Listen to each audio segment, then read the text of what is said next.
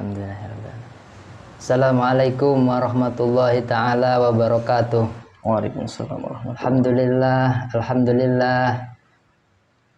Alhamdulillahirabbil alamin. Wassalatu wassalam ala sayyidina Muhammadin wa ala alihi wa sahbihi ajmain. Sahabat-sahabat Kang Siraj Hairi, dimanapun Anda berada, semoga Anda selalu diberikan kesehatan, rezeki yang berlimpah juga barokah, berikan keturunan yang soleh dan solehah, dihasilkan seluruh cita-citanya, dibarakati sholawat ala Nabi Muhammad Sallallahu Alaihi Wasallam. Jangan lupa sholawat. Makhluk yang paling mulia aja selalu bersolawat. Jangankan makhluk, Allah sendiri bersolawat. Innallaha wa malaikatahu yusholluna 'alan nabi. Bismillahirrahmanirrahim. Sebenarnya saya sebelum bersolawat mengucapkan syukur dulu ya.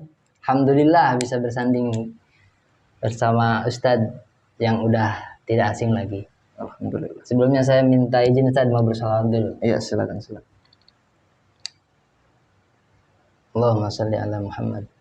Allahumma shalli wa sallim ala sayyidina Muhammadin sahibil busyara salatan tubashiruna biha wa ahlana wa auladana wa jami'a masyaikhina wa mu'allimina wa talabatana wa talibatina min yaumina hada ila yaumil akhirah.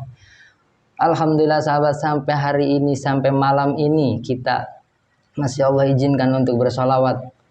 Padahal kita masih banyak dosa. Lidah kita dipenuhi dengan namimah, masya Allah, dengan segala rupa ya.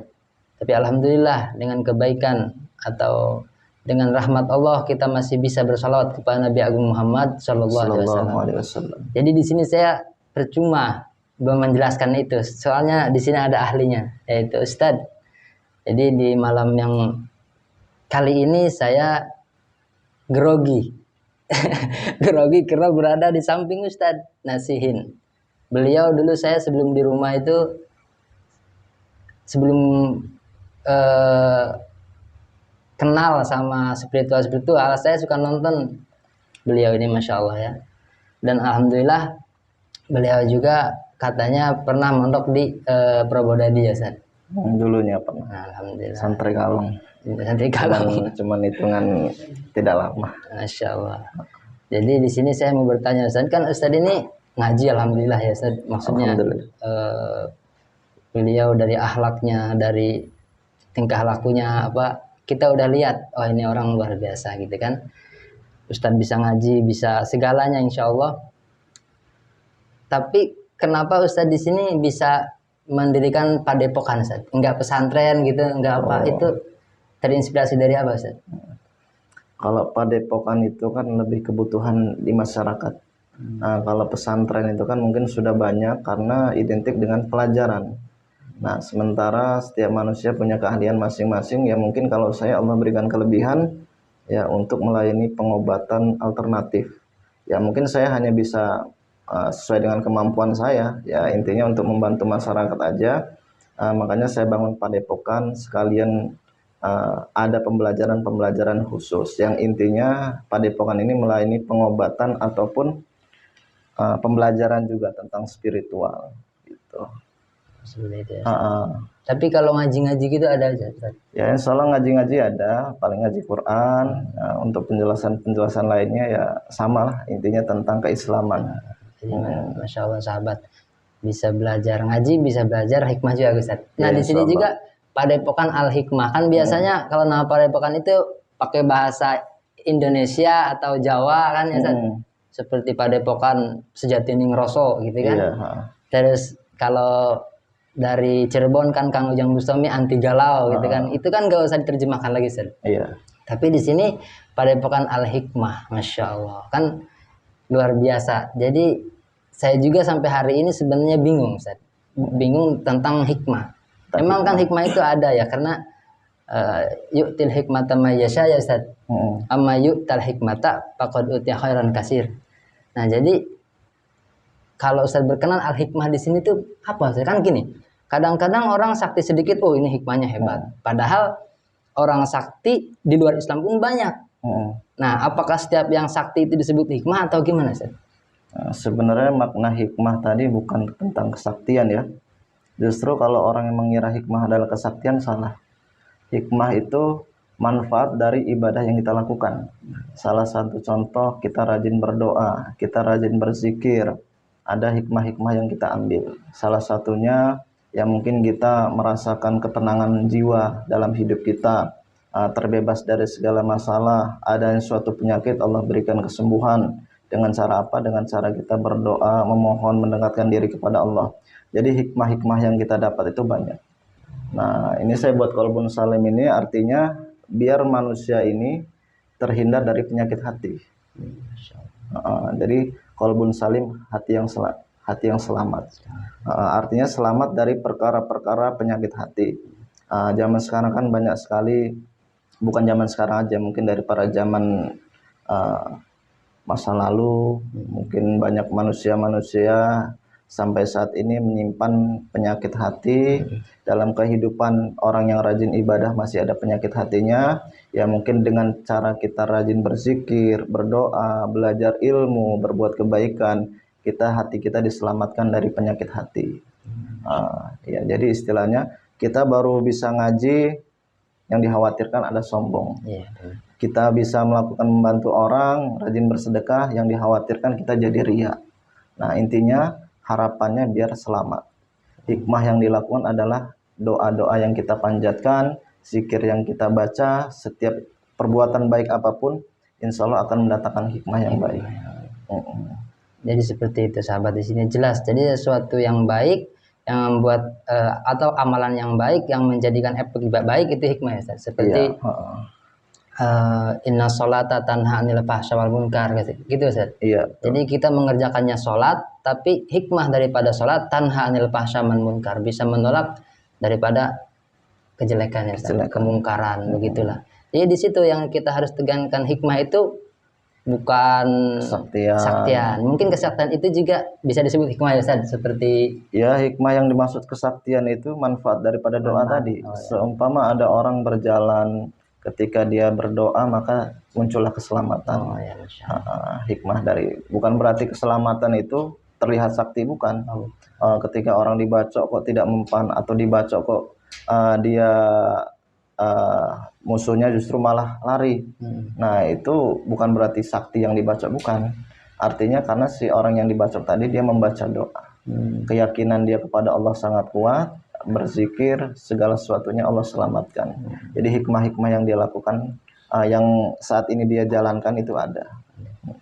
Dan ini banyak juga Ustaz, netizen kan yang baca, oh ini orang nggak bisa dicelakai nih sama orang lain gitu Ustaz. Karena punya hodam katanya. Mau kita berniat buruk langsung jatuh yang niat buruk, nggak bisa. Nah, itu gimana Ustaz, menurut Ustaz tentang hodam itu Ustaz? Hodam itu sebenarnya memang asli nyata ada.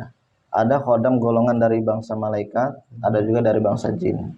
Dan kalau dari malaikat itu memang manusia sejak lahir sudah Allah kirimkan hodam yang menjaga dirinya, mulai dari mata Allah jaga, mengirimkan malaikat, itu sudah termasuk hodam. Adapun hodam-hodam jin juga ada. Kalau jin kita tidak bisa berharap. Yang namanya hodam itu adalah pendamping, bukan permintaan kita, tapi memang itu adalah Allah yang sudah mengirim.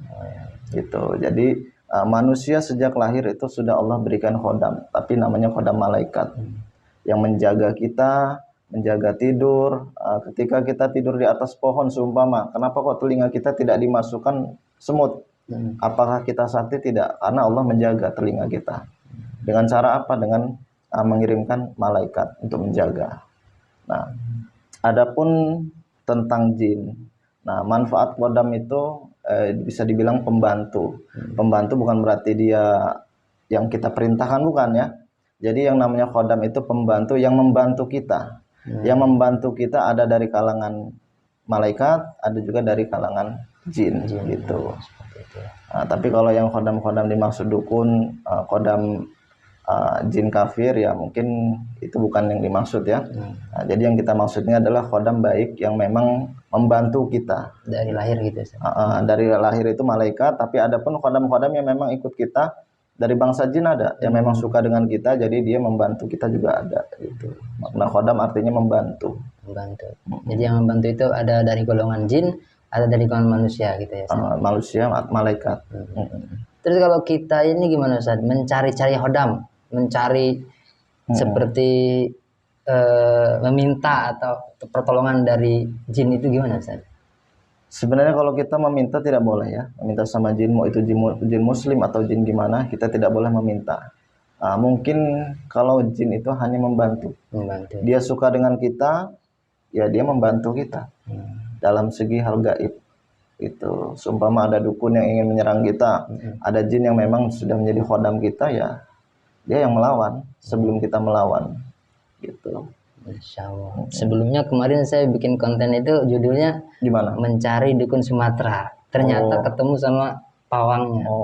Kemarin sempat juga ya nyari-nyari dukun. Ya seperti itulah. Kita kan mengikut apa namanya dekat sama orang ya kecepretan seperti itu. Kita jadi tukang minyak wangi pasti kecepatan wanginya. Iya, alhamdulillah. Jadi sekarang dakwahnya memberantas dukun santet ataupun tempat-tempat mistis, tempat angker juga atau insya Allah dukun-dukun. Seperti itu. Iya, seperti itu. Karena kan saya di sini tertariknya apa? Mungkin dengan apa kaidah manja akahinan gitu, Ustaz. Itu kan jelas-jelas ya, orang yang mendatangi dukun itu kan tidak boleh ya, Ustaz. Iya. Nah, di sini kita sangat tertarik dengan memberitahukan kebahayaannya dukun tersebut. Pada intinya memberikan edukasi ke masyarakat agar masyarakat menjauhi dunia perdukunan. Mungkin banyak dukun penipu ya, banyak masyarakat yang dipengaruhi oleh dukun. Ya mungkin pengalaman saya juga, ya memang banyak dukun-dukun itu yang kerjaannya itu menipu masyarakat, hanya ingin mendapatkan materi. Yang dikasihanin itu orang yang sedang sakit, yang mereka memang butuh bantuan justru malah dimanfaatkan oleh dukun. Ya mungkin sahabat saya cukup ya karena beliau juga sibuk. Alhamdulillah diberikan waktu juga. Tapi sebelum saya menutup, saya minta dulu nasihat karena beliau orang tua ya, lebih tinggi dari saya. Karena jangan malu kita minta nasihat. Kenapa? Karena orang yang beragama pasti minta nasihat kepada orang lain. Dalam kitab Arba'in kan ad-dinu nasihah. Di apa agama itu nasihat. Maka di malam ini insya Allah Ustaz saya minta nasihat sebagai saya anak muda lah Ustaz ya. Anak muda yang layak untuk seorang pengumbara. Kan saya asal dari Jawa Barat Ustaz. Dari Jawa Barat, asli ya, Jawa Barat. Jawa Barat. Kadang-kadang kan kita mengumbara itu meninggalkan orang yang kita sayang ya Ustaz. Meninggalkan keluarga, meninggalkan rumah yang kita tidur nyenyak. Tapi kita tinggalkan untuk sebuah perjalanan. Mungkin bisa Ustaz menambahkan nasihat untuk saya. Kalau saya pribadi mungkin bukan memberikan nasihat ya, karena saya mungkin hanya memberikan motivasi. Motivasi yang sifatnya ketika kita memiliki keahlian apapun sesuai dengan kemampuan kita dan dengan tujuan kita, maka insya Allah apapun yang kita lakukan dengan tujuan baik maka akan menjadikan manfaat. Nah, seumpama kita bisa untuk memberantas dukun santet dengan kemampuan kita, ya insya Allah kita lakukan saja. Pada intinya segala perbuatan yang kita lakukan tujuannya ke Allah, mengharapkan ridha Allah, yang pastinya kita hanya berbuat kebaikan apapun yang kita lakukan sesuai dengan kemampuan. Itu aja. Jadi seperti itu ya sahabat. Semoga saya dan sahabat bisa mengambil daripada perkataan yang sudah kami obrolkan. Mungkin kalau ada yang baik minallah dari Allah, amin saya atik, amin nafsi. Kalau ada keburukan dari kata-kata saya, maaf itu keluar dari saya yang penuh dengan salah ini. Mungkin sekian saya tutup. Sahabat-sahabat dimanapun Anda berada, jangan lupa, jangan pernah tinggalkan sholat, terus bersolawat agar hidup kita selamat di dunia dan di akhirat. Assalamualaikum warahmatullahi wabarakatuh. Waalaikumsalam.